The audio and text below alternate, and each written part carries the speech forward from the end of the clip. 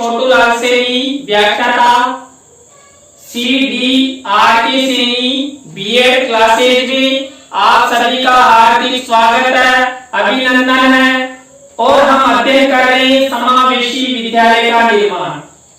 इस पेपर के अंतर्गत आज हम जो समावेशी शिक्षा है उस समावेशी शिक्षा का जो आंकलन किया जाता है, समावेशी शिक्षा के अंतर्गत आंकलन की अवधारणा संप्रत्यय का हम विस्तार पूर्वक अध्ययन करेंगे कि जो समावेशी आंकलन है उसका क्या संप्रत्यय है, उसकी क्या अवधारणा है।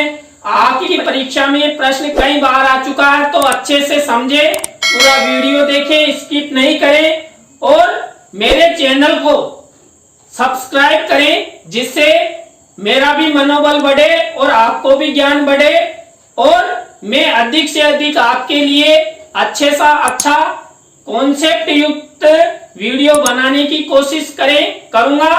तो अब देखते हैं समावेशी शिक्षा के अंतर्गत आंकलन की अवधारणा संप्रत्यय। जो समावेशी शिक्षा है उसके अंतर्गत आंकलन की अवधारणा उसका संप्रत्यय है। उसके अंतर्गत हम देखते हैं कि जो समावेशी शिक्षा अंतर्गत विशिष्ट बालकों, समावेशित बालकों, दिव्यांग बालकों के आंकलन हेतु, देखिए ध्यान से समझना कि समावेशी शिक्षा अंतर्गत विशिष्ट बालकों, समावेशित बालकों, दिव्यांग बालकों के आंकलन हेतु सामान्य बालकों के आंकलन जैसी प्रक्रिया का प्रयोग किया जाता है। देखिए जो सामान्य बालक है उनका जिस प्रकार आंकलन किया जाता है, उनके आंकलन में जो प्रक्रिया अपनाई जाती है वही प्रक्रिया समावेशित बालकों या विशिष्ट बालकों या समावेशित बालकों के ऊपर अपनाई जाती है। क्योंकि समावेशी शिक्षा सामान्य बालकों एवं विशिष्ट बालकों की शिक्षा प्राप्ति एक साथ एक ही कक्ष में देने की वकालत करती है। देखिए जब हमने समावेशी शिक्षा का कॉन्सेप्ट संप्रत्यय अवधारणा के बारे में अध्ययन किया था, तो वहां पर हमने स्पष्ट किया था कि समावेशी शिक्षा सामान्य बालकों या विशिष्ट बालकों सबको समान रूप से एक ही कक्ष में एक साथ शिक्षा प्रदान करने की वकालत करती है। तो यहाँ पर देखिए यदि विशिष्ट बालकों और सामान्य बालकों को एक ही कक्ष में एक ही साथ यदि शिक्षा प्रदान की जाती है, तो जो विशिष्ट बालक है उनका आंकलन भी सामान्य बालकों जैसा ही होना चाहिए। लेकिन देखिए विशिष्ट बालकों हेतु कुछ आवश्यक संसाधनों की पूर्ति अलग से की जाती है। कुछ आवश्यक संसाधन कौन कौन से? मान लीजिए कोई विशिष्ट बालक परीक्षा दे रहा है, तो उसके लिए जो आवश्यक संसाधन है, मान लीजिए वो सामान्य बालकों के समान ही परीक्षा कक्ष में बैठा हुआ है, लेकिन उसके लिए अलग से विशेष प्रकार का फर्नीचर, विशेष प्रकार की कलम, विशेष प्रकार के उपकरण, और कई बार ऐसा होता है कि जो लिखने वाला साथ में अलग से बिठाया जाता है। तो कुछ आवश्यकताएं अलग से पूरित की जाती है, किनकी? विशिष्ट बालकों की। अब देखिए इसके बाद आता है समावेशी शिक्षा के अंतर्गत समावेशी आंकलन की अवधारणा संप्रत्यय निम्नांकित है। देखिए मैं आपको फिर से बता देता हूं, पहले भी बता दिया कि अवधारणा, संप्रत्यय, संकल्पना, प्रकृति एक ही है। परीक्षा में किसी भी तरह से आपसे पूछा जा सकता है, वहां पर अवधारणा आ जाए, संप्रत्यय आ जाए, परिकल्पना आ जाए, संकल्पना आ जाए या प्रकृति आ जाए, तो आप ये का ये लिख देना। इसी तरह हमने समावेशी शिक्षा के अध्ययन में भी किया था। तो देखिए, जो समावेशी शिक्षा के अंतर्गत हम जो समावेशित बालकों का आंकलन करते हैं, उस आंकलन की अवधारणा संप्रत्यय कॉन्सेप्ट निम्नांकित है। देखिए, इसमें पहला, समावेशी आंकलन में विशिष्ट बालकों के आंकलन में एक विधि का प्रयोग न करके। देखिए, जो समावेशित आंकलन होता है उसमें एक विधि का प्रयोग न करके एक से अधिक विधियों का प्रयोग किया जाता है। यानी कि देखिए, जब समावेशी बालकों का आंकलन किया जाता है तो एक विधि से नहीं, अनेक विधियों से आंकलन किया जाता है। जैसे मैंने लिखा है परीक्षण, निरीक्षण, समस्या समाधान। अब यहां समझिए, यदि कोई बालक, विशिष्ट बालक प्रतिभाशाली है तो उसका परीक्षण यानी परीक्षा के द्वारा आंकलन होगा। यदि कोई बालक मान लीजिए सामान्य स्थिति का है तो उसका निरीक्षण करके उसका आंकलन किया जाएगा। और यदि कोई विशिष्ट बालक किसी प्रकार की समस्या से ग्रसित है तो उसका जो समस्या समाधान विधि है, उस विधि के द्वारा उस विशिष्ट बालक का आंकलन किया जाएगा। इसके बाद नंबर 2 देखिए, समावेशी आंकलन में छात्रों के अधिगम का परिणाम जानने हेतु सर्वश्रेष्ठ विधियों का प्रयोग किया जाता है। अब वो देखिए, सर्वश्रेष्ठ विधियों का प्रयोग कब किया जाएगा? विशेष परिस्थितियों में। और परिस्थिति के अनुसार समावेशित बालकों, विशिष्ट बालकों का आंकलन करते समय सर्वश्रेष्ठ विधियों का प्रयोग करने का किया जाता है, क्योंकि अधिगम का परिणाम अच्छा आए। यदि अधिगम का परिणाम अच्छा आएगा तो वास्तव में जो विशिष्ट बालक है उनको जो अधिगम प्रदान किया गया एक शिक्षक के द्वारा, तो उसका भी पता लगेगा कि अध्यापक ने क्या पढ़ाया और विशिष्ट बालकों ने क्या ग्रहण किया। तो विशिष्ट विधियों का विशेष प्रकार की परिस्थितियों में प्रयोग किया जाता है। इसके बाद नंबर 3 देखिए। अब देखिए, यहाँ जो ये दूसरा नंबर था, इसमें कौन कौन सी सबसे सर्वश्रेष्ठ विधियां, जैसे निरीक्षण प्रणाली है, समावेशित बालकों को लिखने पर अधिक जोर नहीं दिया जाता, उसकी परिस्थिति देखकर कि वो लिख सकता है, पढ़ सकता है, उसका जिस प्रकार का आधार बनता है उसके हिसाब से आंकलन किया जाता है। तो सर्वश्रेष्ठ विधि है निरीक्षण, पर्यवेक्षण, साक्षात्कार और प्रोजेक्ट विधि। तो छात्र के हिसाब से कि वो कितना विशिष्ट है, मान लीजिए 100% विशिष्ट है तो उसका आंकलन अलग विधि से किया जाएगा। कम है, दिव्यांग है, तो उसके हिसाब से आंकलन किया जाएगा। उनकी विशिष्टता के आधार पर आंकलन किया जाता है। इसके बाद नंबर 3, समावेशी आंकलन करते समय शिक्षा क्षेत्र के नए नए आयामों।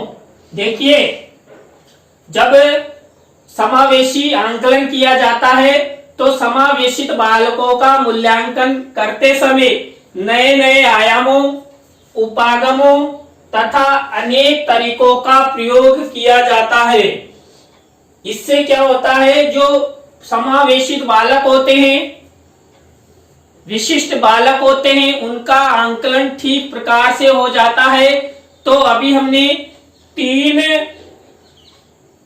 संप्रत्यय पढ़ लिए, किसके? समावेशी आंकलन की। समावेशी शिक्षा के अंतर्गत समावेशी आंकलन के संप्रत्यय 3 बिंदु पढ़ लिए हैं।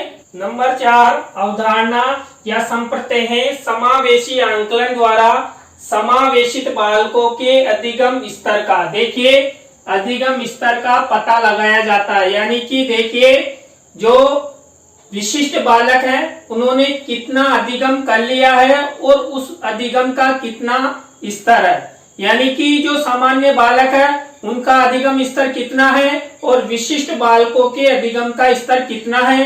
तो एक ही कक्षा कक्ष में जब समान रूप से आंकलन किया जाता है तो समावेशी मूल्यांकन आंकलन के द्वारा छात्रों के अधिगम का पता लगाया जाता है। इसके बाद नंबर 5, समावेशी आंकलन में विशिष्ट बालकों को आवश्यक विशेष सुविधाएं प्रदान की जाती है। देखिए, समावेशी मूल्यांकन या समावेशी आंकलन में जो विशिष्ट बालक होते हैं उन्हें विशेष सुविधाएं प्रदान करनी पड़ती है, चाहे वो फर्नीचर से संबंधित हो या लिखने से संबंधित हो या आवश्यक उपकरणों से संबंधित हो, तो ये विशेष सुविधाएं प्रदान करना समावेशी आंकलन का कॉन्सेप्ट है। इसके बाद नंबर 6, विशिष्ट बालकों के स्तर को सुधारने के लिए समावेशी आंकलन किया जाता है। देखिए, समावेशी आंकलन क्यों किया जाता है? समावेशी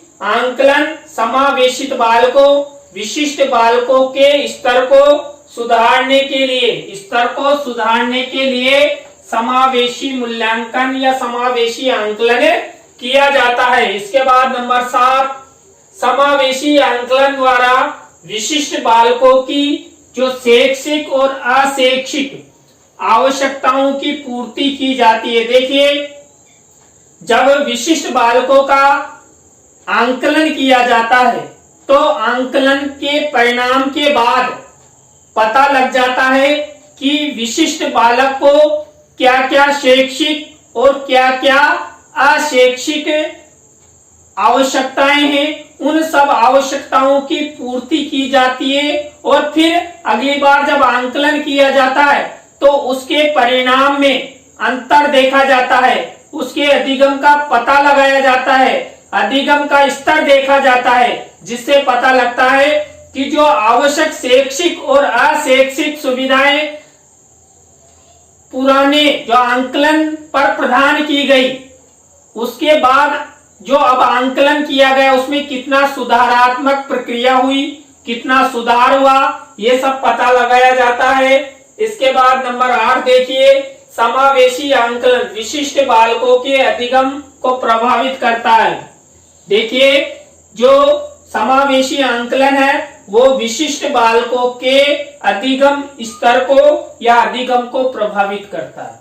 देखिए, जब प्रथम बार विशिष्ट बालकों का आंकलन किया जाता है तो परिणाम न्यून रहता है सामान्य बालकों की अपेक्षा, लेकिन जब उन्हें फिर से कई सुविधाएं, शैक्षिक और अशैक्षिक सुविधाएं प्रदान की जाती है, आवश्यक संसाधन उपलब्ध करवा दिए जाते हैं जिनकी उनको आवश्यकता होती है, तो उनका अगली बार जब आंकलन किया जाता है तो देखा जाता है कितना अधिगम हुआ। तो कुल मिलाकर जो समावेशी आंकलन है वो विशिष्ट बालकों का जो अधिगम होता है उसको प्रभावित करता है, और समावेशी आंकलन के द्वारा जो विशिष्ट बालक हैं अधिक से अधिक अधिगम करते हैं, अधिक से अधिक सीखते हैं। तो समावेशी आंकलन के द्वारा जो विशिष्ट बालक हैं उत्तरोत्तर आंकलन में वृद्धि करते हैं और अच्छा परिणाम वो देते हैं। इसके बाद देखिए नंबर 9, समावेशी आंकलन विद्यालय एवं पारिवारिक। देखिए ध्यान से समझो, यहाँ विद्यालय एवं पारिवारिक वातावरण। देखिए, जो विद्यालय एवं पारिवारिक वातावरण के संदर्भ में सौहार्दपूर्ण भावना का निर्माण। देखिए, समावेशी जो मूल्यांकन है वो विशिष्ट बालकों में विद्यालय के प्रति और परिवार के प्रति सौहार्दपूर्ण भावना का निर्माण करता है। देखिए, जब परिवार द्वारा और विद्यालय के द्वारा उन्हें हाशिए पर डाल दिया जाता है, लेकिन समावेशी शिक्षा उन्हें वापस उस हाशिए से उठाकर विद्यालय और पारिवारिक वातावरण में पुनः स्थापित करती है, क्योंकि समावेशी शिक्षा ये कहती है कि चाहे सामान्य बालक हो या विशिष्ट बालक हो, सबको समान शिक्षा मिले, एक साथ मिले, एक ही कक्ष में मिले। तो इसलिए जो समावेशी शिक्षा के अंतर्गत जो आंकलन किया जाता है वो आंकलन परिवार के प्रति और विद्यालय के प्रति सौहार्दपूर्ण भावना का निर्माण करता है। किनके प्रति?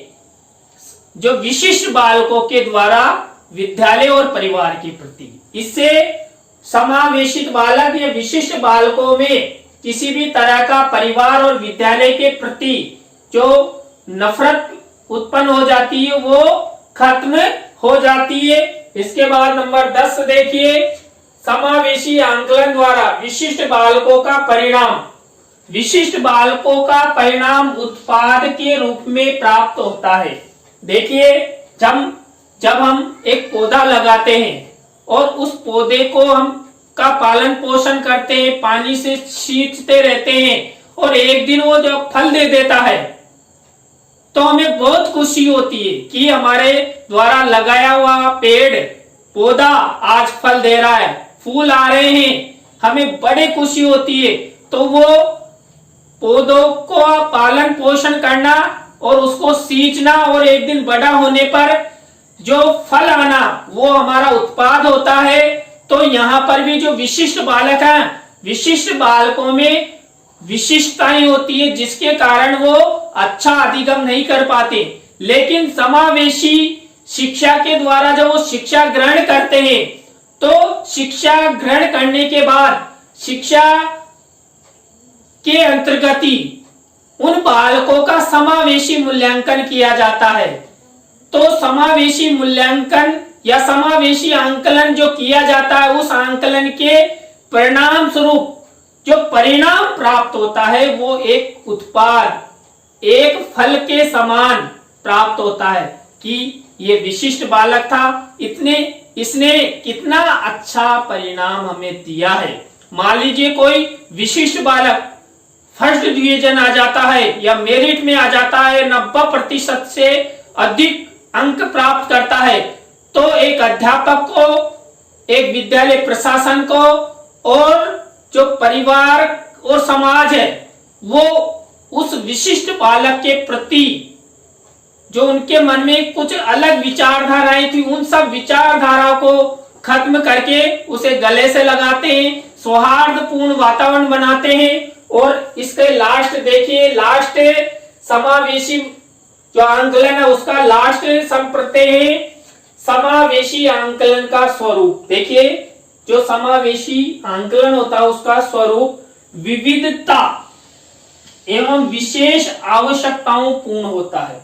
देखिए, जो विशिष्ट बालक होते हैं जब उनका आंकलन किया जाता है तो उन्हें कुछ विशेष प्रकार के उपकरणों की, विशेष प्रकार की आवश्यकताओं की, विशेष प्रकार के लिखने, बोलने या सहायक यंत्रों की आवश्यकताएं होती है।